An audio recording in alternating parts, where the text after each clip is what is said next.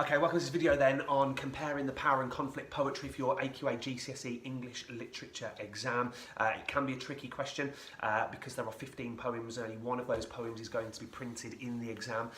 You'll then have to compare that poem to one other poem, only one, don't compare it to lots of them, just choose one to compare it to.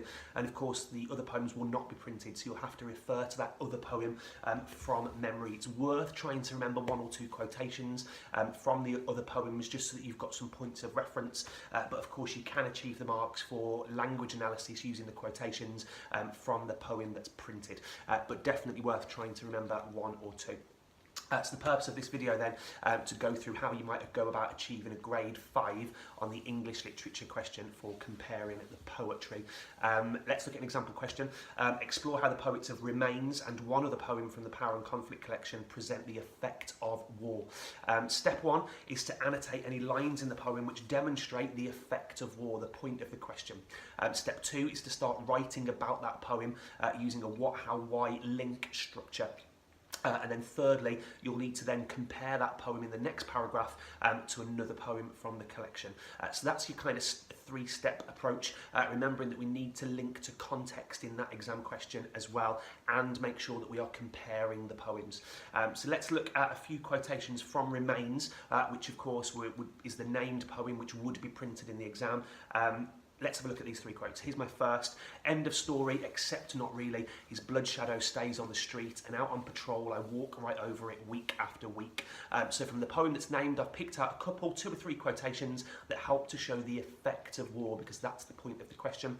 In this quote, we've got the conversational tone, the use of colloquial language, which demonstrates that he's used to it, it's become his norm. The repetition of week after week illustrates the memory is going nowhere, the memory of shooting the looter, that memory is going nowhere. We've also got the verb stays, which is important. It suggests again, it reinforces this idea that that memory is going nowhere, it's staying with him for a long time. A second quote then that helps to show the effect of war is this one. But I blink and he bursts again through the doors of the bank. Sleep and he's probably armed, possibly not. Dream and he's torn apart by a dozen rounds, and the drink and the drugs won't flush him out. In this little section we've got the repetition of the story. We've already heard what happened, it's now repeated to us, which highlights the lasting impact. It's almost as though we're in his head, experiencing what he experiences whenever he closes his eyes. He relives those moments. We've got the lexical set of sleep-related words that help to illustrate that there is no rest for this man. The effect is traumatic, and he tries to numb the pain. We can tell that from the phrase the drink and the drugs, the fact that he gets back from war and has to turn to things like alcohol and drugs in order to try and forget the things that he's seen. That helps to show the effect of war too. The third one is the final couplet of the poem.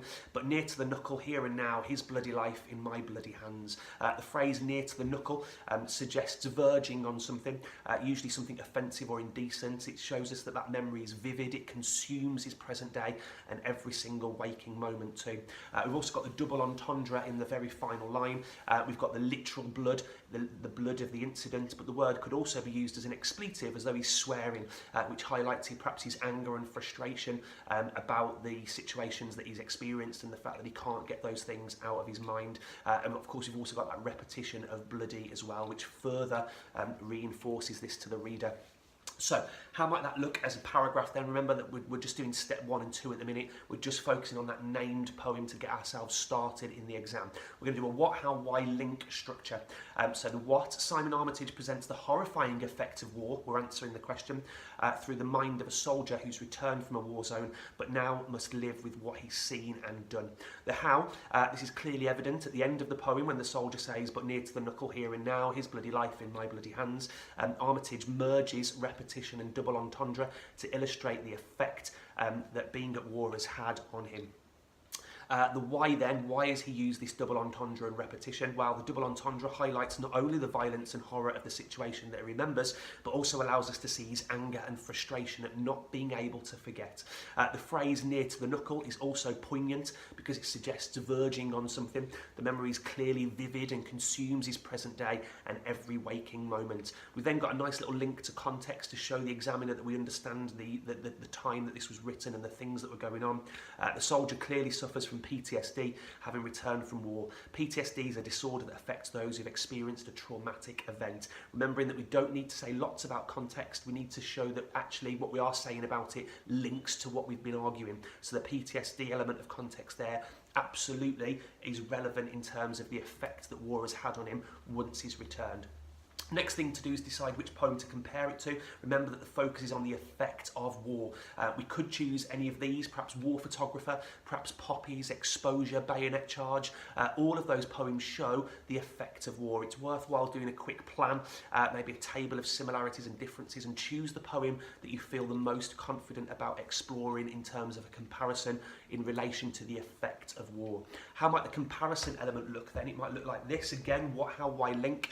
Although not a soldier, the war photographer in Duffy's poem is also affected by the war.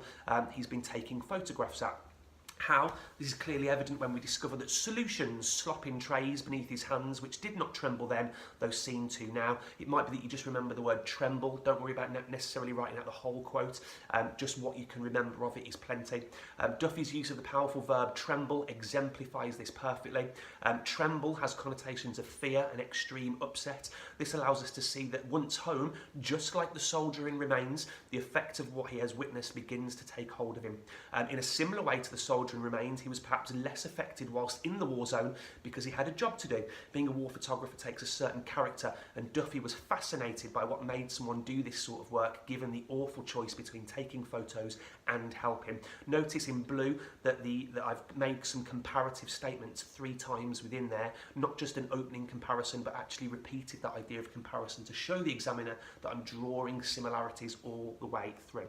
So what I would do now is have a go, perhaps using the other 2 quotations to form your own what, how, why link paragraphs. You're aiming for maybe 2 or 3 good comparative paragraphs like that in your exam. So 2 what, how, why link, what, how, why links would be plenty. You can download the free resources to go alongside this at my website, mrcrawfordenglish.com, and daily revision updates on Instagram too at mrcrawfordeng. Follow that and hit subscribe. Plenty of resources on the website. Good luck, you'll be amazing. Laters.